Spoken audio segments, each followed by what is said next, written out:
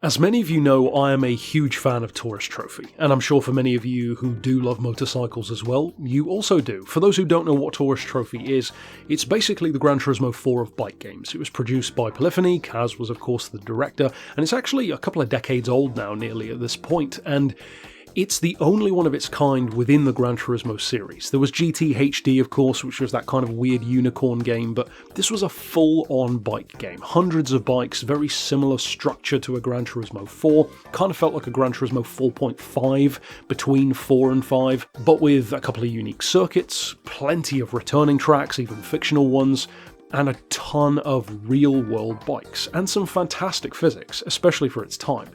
Now recently, and I'll put a link to the website game.watch down below, you'll have to translate it to English, Kaz was interviewed about a number of different topics, including Gran Turismo 7, Gran Turismo Sport, a few other things as well, and Tourist Trophy was one of those things. And I found his comments very interesting, and I actually wanted to talk about this today for two reasons. Kind of to discuss Tourist Trophy, because I love it, I love bikes, as some of you know, I'm sure many of you petrol heads also love motorcycles, and also because today is hugely important for me, because today marks the day that I've actually purchased my first motorcycle. I don't have it yet, delivery is going to be within the next couple of weeks, and of course I'll unveil that on the channel. And for those who would like a sneak peek of my bike, it's a very nice bike, I would say, then you can check it out on Instagram already at HSG_automotive. Now, his thoughts were very interesting, because on the one hand I understand where he's coming from, and I'm not necessarily even criticising his overall thoughts, because I totally get it, especially from a forward-thinking creative as Kaz always tries to be, that is readily apparent. But I think that the payoff, the trade-off to his stance on this is unfortunate, because it means that the potential future goals of what he wants from a Tourist Trophy 2 are kind of outweighing not having one for so long. And that's where it becomes a shame to me, because he was asked about the probability or possibility of a Tourist Trophy 2, and he actually mentioned something interesting. He said that if it were just down to the graphics, the physics, the general gameplay, they could quite easily in relative terms, kind of plug and play a Gran Turismo 7 style experience into a Tourist Trophy 2. Now, he didn't use those exact words, but there were words to that effect, and like I said, you can check out the article. But that is an interesting thing, because it begs the question, why haven't they done that? I mean, why not even have some kind of GT HD style mixture of cars and bikes within the same game, even like a DLC pack? Now that of course wouldn't be ideal, a Tourist Trophy 2 would be better. One of my favourite little like fake trailers that I ever did was for a Tourist Trophy 2, and even though it was fake, and many of you knew it was fake beforehand, it still, captures the imagination of those of us who do love the first game, because it really is, to this day, still up there as one of the best motorcycle games of all time, with Ride and various others. So what is holding it back? Well, simply put, hardware. See, Kaz and of course the team at Polyphony are very much invested in the use of wheels within Gran Turismo, which makes total sense of course, because using a wheel in a car game would sound like the ideal scenario, of course the most connected, the most realistic, or it should be. For me personally, I don't find that to be the case. I prefer to use a controller, because no matter what wheel I use, it just doesn't really do it for me in terms of the feel and the vibe.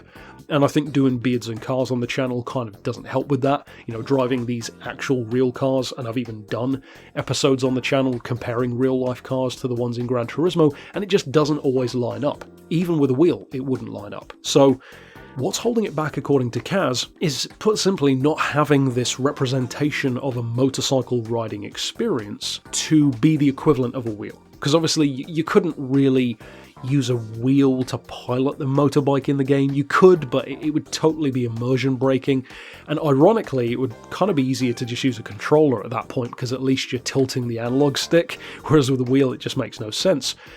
What he wants, what the goal is to have more of that mimicry of how you ride a bike. And for those who don't ride, for those who never have, it is completely different to a car. In a car, you feel really connected until you get on a bike. On a bike, you don't so much steer it with the handlebars as much as with your entire body. You lean into everything. You become truly one with the machine, more so than with a car. And as a friend of mine once put it, and I think it's a good way of describing it, riding a motorcycle is the closest thing to flying while being on the ground. Because unlike in a car, the horizon actually tilts. In a car, the horizon is always flat, unless you're either in a crash or in a Carver 1. Now, aside from those two very rare examples, or perhaps a Mercedes Life Jet, because we all get the chance to drive that every day, it's just a totally different experience. Now, the problem with that is it means that he's just said that it is possible to make the game. They, in effect, could do it whenever. It's just that hardware limitation. Now, I have two thoughts on this. One is more negative, or at least not so much negative, more a disappointment. And the second is actually what I believe could be the solution to this. Maybe in the long term, maybe in the shorter term. Now, the reason why it's disappointing is obvious. We all want to, or at least those of us who enjoy Tourist Trophy 1, would love to play a sequel, myself certainly included. I don't really think that many of us would actually care if there isn't a motorcycle controller. We would just want to play the game. Like, even if you just had to use a pad, I feel like 99% of us would be, yeah, that's great, let's do it. So I think that Kaz, looking forward in terms of technology, as he always does, is having this kind of unfortunate side effect that we're just not getting anything instead. Almost like this 100% or nothing attitude, whereas ironically, if we look at Gran Turismo, that attitude actually isn't carried over, because the game is released with a lot of things not included yet, which is kind of a contradiction to that. But I get what he's saying, but it is a disappointment on the side that we're not getting anything at all instead, whereas they could just release it and then continue working on that. Ironically, just like they are with Gran Turismo with VR. And that brings me to my next point, because I actually think that the key to making a Tourist Trophy 2 feel as realistic as it possibly can within a bunch of pixels, even by Kaz's standards, is actually not going to be unlocked with hardware. I think it's going to be unlocked with a combination of hardware to some degree, but more so with software in the form of VR. I think that VR is the key to making that kind of realism that Kaz is going for, because you can have that tilting head motion, you can put your body into it depending on the kind of sensors that are placed. You could even have small sensors over your body and just assume a seating position with objects around your house if you really wanted to mimic a car, or mimic a motorcycle, I should say. So I believe that VR actually is the key, not having a, hardwired physical pair of handlebars that you clamp onto the edge of your desk and ride a bike like it's a moped, because that's been done before and it's just not that realistic. And I'm sure some of us used a wheel or whatever back in the Tourist Trophy days of, I believe, 2006 when it came out, but most of us, I would wager, just used a controller and we were happy with it. In fact, to this day, it still has some of the best motorcycle physics, even on a controller, so it certainly doesn't hold it back. So ultimately, those are my thoughts on actually achieving what Kaz is going for, and I think that VR really might be the way to go, instead of any kind of alternative motorcycle-only hardware, because you also have the additional problem that developing hardware just for motorcycles, which will, let's be honest, only be used in this one game pretty much, is a very expensive thing to do if you don't know that the game is going to be a smash hit. I mean, if it were a Gran Turismo, then sure, but Tourist Trophy 2, a lot of people are probably at the age where they never even played the first one. If they're younger and brand new to Gran Turismo with Sport or 7, you might have never even heard of Tourist Trophy. So it's a much more niche thing, and motorcycle games in general, as far as I know, don't do as well as cars. And I could be wrong, but at least off the top of my head, I believe that is true.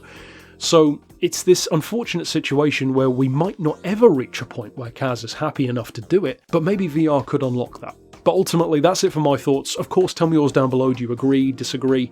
What do you think could be the way to achieve it? Maybe another idea entirely.